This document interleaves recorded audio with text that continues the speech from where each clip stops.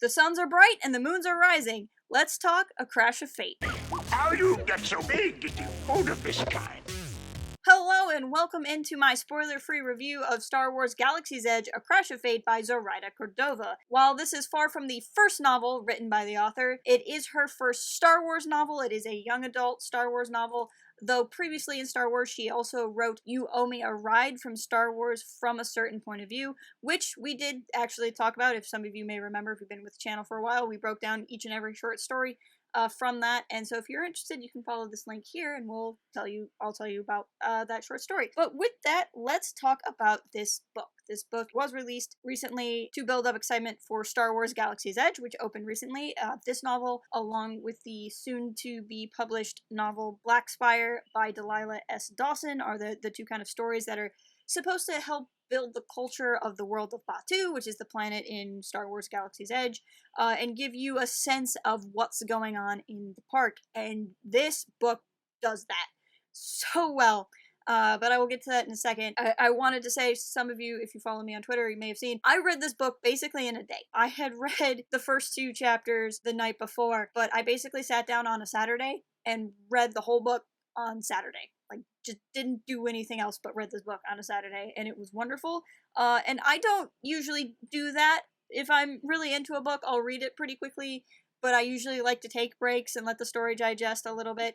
This one, I really wanted to sit down and read in a go, and I did that because outside of the very, very beginning, the very, very end of the book, it's all one day. And that's where the title comes from, is it's a fateful day where the paths of these 2 specific characters crash and events happen because of it. And I really wanted to have that one crazy day experience with the main characters. And that's really the best thing I can say to my enjoyment of it, the fact that I basically sat down and read it in one session. And a big reason for that is it was an easy read, is the way I would put it, and I don't want to say it like that. I'm reticent to say it that way because it makes it sound trivial. It makes it sound like there's not a lot to the book if it's easy to read, but that's not what I mean at all. There is a lot of heart in the story. There is a lot of emotion in the story. What I mean by that is it was just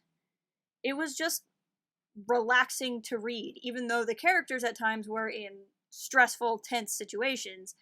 I was just enjoying myself. It felt like I was on vacation while I was reading the book, is the best way to explain that. And a big part of that, which is my favorite part of the book, is how well it talks about the planet of Batuu. So Batuu is the planet in Star Wars Galaxy's Edge. If you go to the Disney park, you walk through the gates and you are on the planet of Batuu, you're in Black Spire Outpost. A big purpose of this book is to create this sense of culture, to help you understand what's going on at the park, or to bring the park to you if you can't make it to Galaxy's Edge. And I felt like I was on Batuu. And part of this is I know what Batuu looks like. I've seen video online. I've seen the promotional images. It would describe things, talk about Doc Ondar's shop and Doc Ondar himself. It would talk about the cantina. It would talk about the spires, and I knew what all that looked like. And so I was able to really be transported there, but the writing really brought all that alive, and it explained the culture to me and explained the flow of the city and how the city worked in a way that wasn't reading an article. It was not reading a Disney promotional pamphlet, and it wasn't reading a reference book explanation of these things. I got to feel like I was a part of this culture, both from the perspective of Jules, who is the person who has stayed on one of the 2 characters that fatefully fall in love, who has been on the planet of Batuu, so seeing it through the eyes of somebody who's lived there, and through the eyes of Izzy, who is the counterpart, and her return to the planet of Batuu, and seeing her kind of relearn the planet, and getting to learn the planet through her eyes. And it worked really well, and I guess that's not like the main plot of the novel, so maybe, I don't know if that was what the goal of the book was, but I loved it. I loved feeling like I was walking around on Batuu. A fair warning, when you read the book, you're going to be hungry because they describe food a lot. I think there's more descriptions of food in this book than like any other Star Wars book I have read.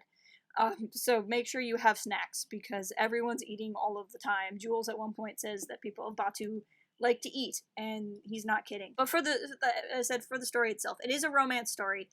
It is the story of 2 childhood friends Jules and Izzy, who have been separated for 13 years, I believe, and then they get to connect and rekindle a friendship and see if it becomes something more.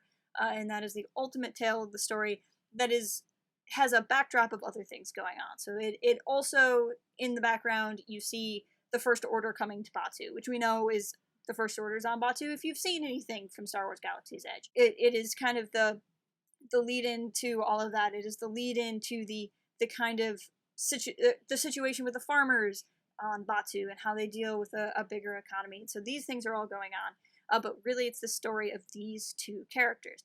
Now, I am not typically a reader of romance. I say that the only two really romance stories I've read have been this one and Lost Stars, which is the other Star Wars romance-based novel. It's not necessarily my cup of tea. I'm also not against romance stories. I have no qualms with them. This is just not something I gravitate towards.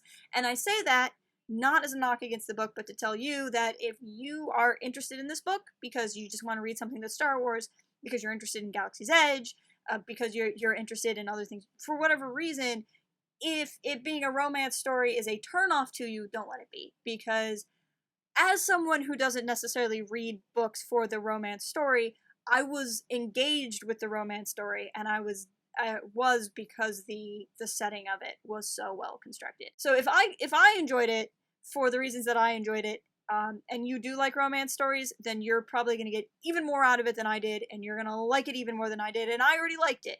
So there you go. And if you're worried about reading it because you don't necessarily want to read, what's the turn of phrase, a kissing book? Is this a kissing book? If you don't want to read a kissing book, don't let that stop you, because there's still a lot going on that I greatly enjoyed, that just shows different sides of the Star Wars universe that we haven't really seen in new canon. But those are my general thoughts on A Crash of Fate. Have you read it? What did you think about it? Please leave a comment for me. If you're not already, follow us on all of the socials. I'd love to hear from you guys. Start chatting with you in our Discord server.